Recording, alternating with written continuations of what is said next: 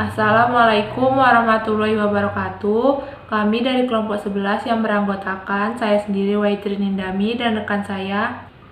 Dan saya Khairun Nisa. Hari ini kami akan mempresentasikan tentang permasalahan administrasi dan manajemen keuangan sekolah.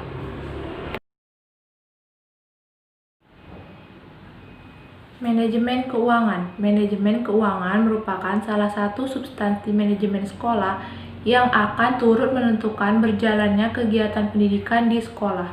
Kegiatan manajemen keuangan dilakukan melalui proses perencanaan, pengorganisasian, pengarahan, pengkoordinasian, pengawasan, dan pengendalian. Nah, tujuan dari manajemen keuangan ini yang pertama yaitu meningkatkan efektivitas dan efisiensi penggunaan keuangan sekolah. Yang kedua itu meningkatkan akuntabilitas dan transparansi keuangan sekolah. Dan yang ketiga itu meminimalkan penyalahgunaan anggaran sekolah.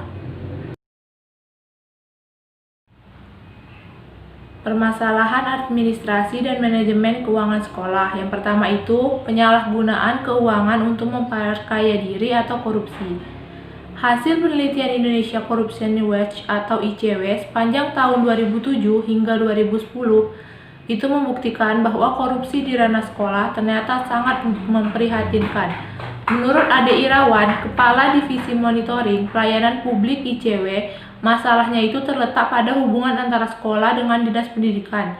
Otonomi sekolah yang diwujudkan melalui program manajemen berbasis sekolah tidak benar-benar membuat sekolah otonom.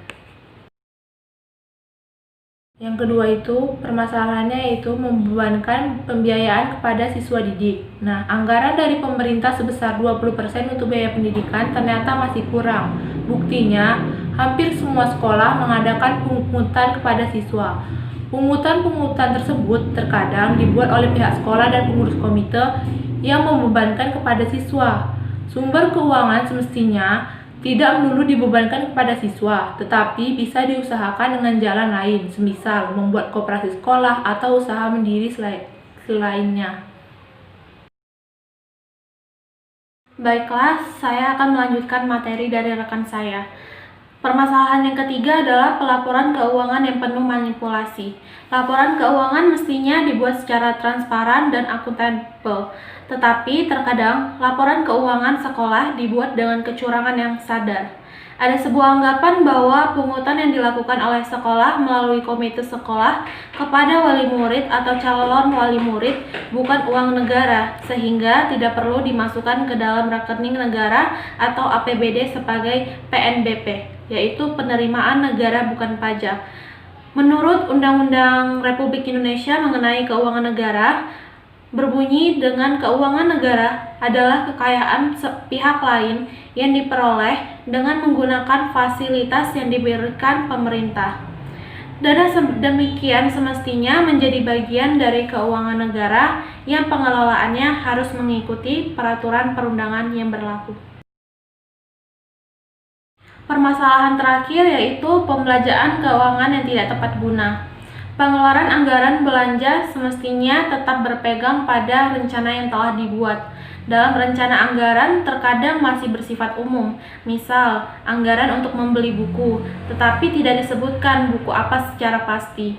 Tetapi manajer sekolah harus arif dalam membelanjakan buku yang memang benar-benar dibutuhkan, bukan kemudian belanja buku apa saja asalkan diskonnya besar, dan kemudian hasil diskon tersebut masuk ke dalam kantong sendiri. Materi selanjutnya yaitu solusi permasalahan administrasi dan manajemen keuangan sekolah. Solusi yang pertama adalah memperbaiki manajemen keuangan. Manajemen yang baik akan sangat berpengaruh pada pengelolaan. Sebanyak apapun sumber pemasukan, jika manajemennya buruk, seringkali akan tetap bermasalah. Solusi yang kedua yaitu kreativitas mencari pemasukan. Membangun kerjasama dengan banyak pihak, membuat program kreatif yang bisa mendatangkan sistem kerjasama, tidak menyandarkan pemasukan keuangan hanya dari dana siswa. Ada banyak pihak yang bisa diajak kerjasama dalam hal ini, seperti perusahaan, lembaga, hingga pemerintah. Solusi yang ketiga adalah reformasi secara mental. Jadi perubahan mental terhadap orang-orang. Pilihlah orang-orang yang jujur dan memiliki kompetensi yang baik dalam mengelola lembaga pendidikan. Mental pemimpin akan sangat mempengaruhi mental bawahannya. Sekolah bisa membuat unit-unit usaha yang dapat membangun pemasukan keuangan internal sekolah, yaitu mencari sumber pemasukan internal sekolah. Salah satunya yaitu menjalankan koperasi, sehingga dapat memasukkan dana ke sekolah. Sekian presentasi dari kelompok kami. Untuk sesi tanya jawab kita akan lanjutkan di WA Group. Mohon maaf untuk semua kesalahan. Wabillahi taufiq wal hidayah. Wassalamualaikum warahmatullahi wabarakatuh.